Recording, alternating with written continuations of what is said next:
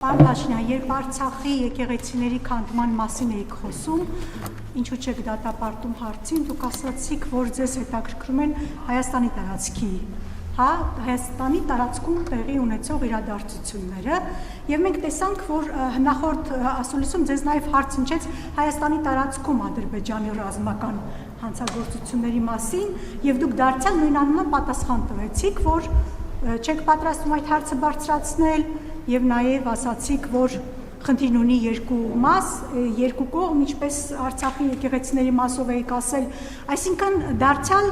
ինչ է նշանակում, ինչ է ստացվում։ Հայաստանի տարածքում տեղի ունեցած ռազմական հանցագործությունները նույնպես ձեզ չեն հետաքրքրում, որովհետև նույնանման պատասխան տվեցիք այդ հանցագործություններին,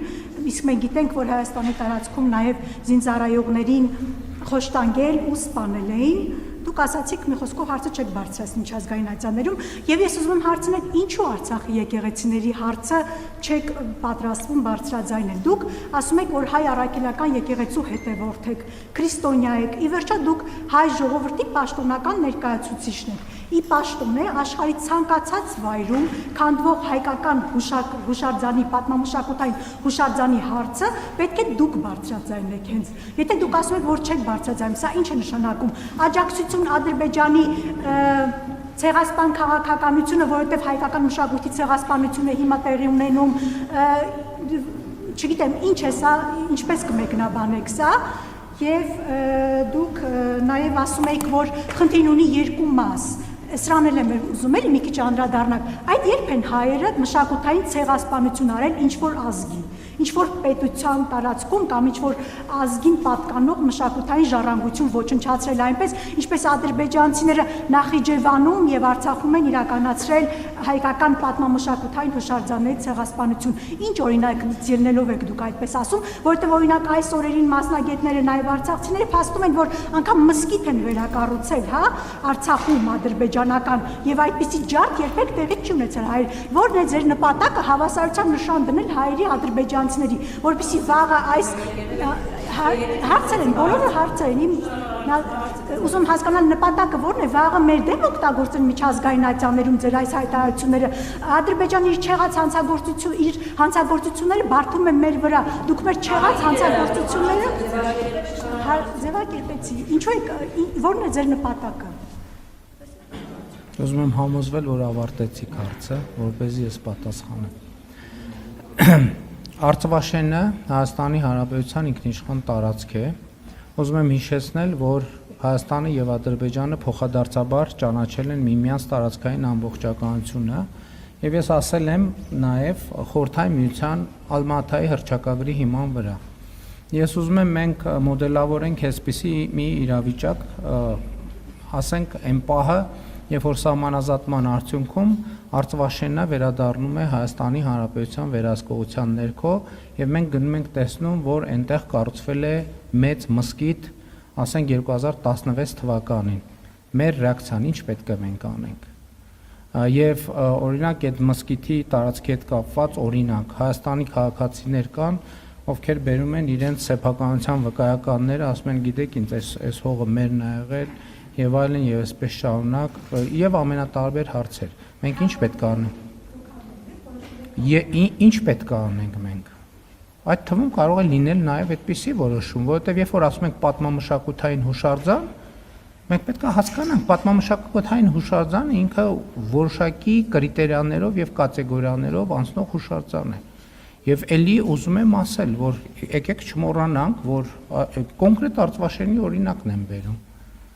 որովհետև կարող է պարզվել այդ պահին, որ ամբողջ Արցվաշենի տարածքում պատմամշակութային հուշարձաններ են, այսինքն մենք ինչ ենք անել։ Ձեր նշած պատմամշակութային հուշարձաններն են։ Ես համաձայն չեմ, որ այդպես է։ Համաձայն չեմ, որ այդպես է, որովհետև այդ թվում մի բանի մասին խոսելիս պետք է ամբողջական խոսել։ Եվ դուք ասում եք, ինչ Հայաստանը այդ երբ է ինչ արել, ես այդ հարցին պատասխանելու ցանկություն չունեմ։ Ես տեսնում եմ, որ Ադրբեջանն էլ նույն կերպ Հայաստանի մասին տարբեր բաներ է ասում։ Եվ ես ասում եմ,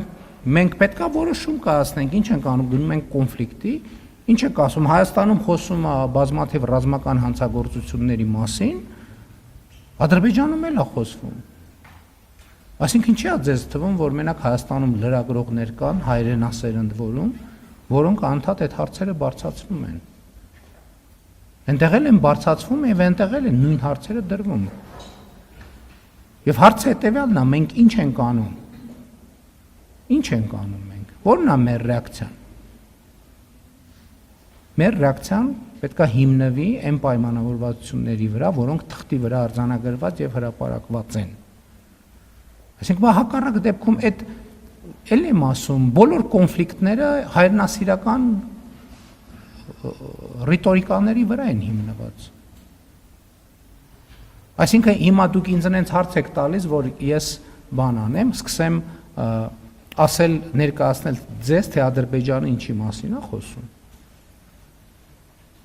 Ինչ որ արձանագրված պատմամշակութային հուշարձան է, արձանագրված պատմամշակութային հուշարձան է, բայց ես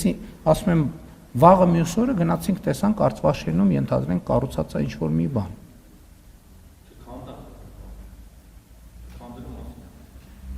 Գնանք եկեղեցին, որը թվարկում է կառուցվել է 2016 թվականին, նոծվել է 2019 թվականին։ Մենք դա գիտենք այդ փաստի մասին, թե չգիտենք։ Հա, ես ասում եմ կարա լինի տենց իրավիճակ, որ ասենք Արցվաշենում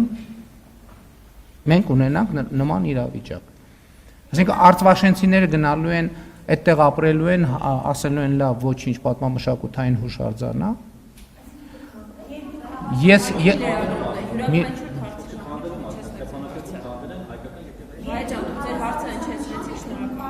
Ես տեսեք, ես ասացի, եկեք սենց անենք, դուք բոլոր լրագրողներին ա վերաբերվում, հա, ես հարցին պատասխանում եմ այն ժամանակ, երբ որ հարցը ավարտված է։ Հիմա դուք ձեր հարցը ավարտել եք, թե չէ։ Եթե չեք ավարտել անսահմանափակ, մինչև մի ժամ ժամանակ ունեք, կարող եք ավարտել եք։ Դե խնդրում եմ, երբ որ ավարտված է, էլ նոր հարցի հնարավորություն չկա։ Թե ես խնդիր չունեմ, կարող եք մի ժամ հարց տալ։ Միայն հարցերը կարող են։ Պայմանը հետևյալն է, հարցի պատասխան հնչում է, երբ որ հարցը ավարտված է։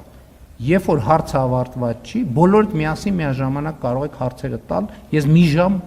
ինչպես պայմանավորվել ենք, կլսեմ, մի ժամը լրացավ կգնամ։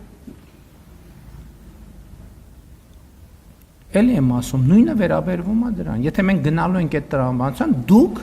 բոլորդ հարցը հետևյալի մասին է, մենք կոնֆլիկտը եւ Ղարաբաղի շարժումը շարունակում ենք, թե չէ։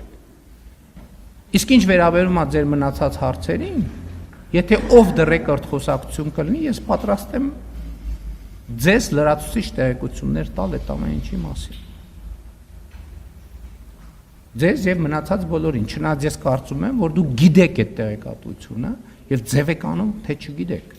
Այս բոլորովին ուրիշ բան է, որովհետեւ ինչպես Թումանյանն էր ասում, հայ գրագետի շրջանում այդ կեղծիքը ընդունված բան է, որ կեղծիքի տրամաբանությամբ առաջնորդվեն եւ չիմացող մարդկանց էլ կեղծիքով առաջնորդեն։ Դա նորմալ բան է։ Նորմալ, այսինքն Թումանյանն է դեռ իր ժամանակներում շատ հայտնի հոդվածներով այդ փաստը արձանագրել։ Հիմա այդ ավանդույթը շարունակում ենք։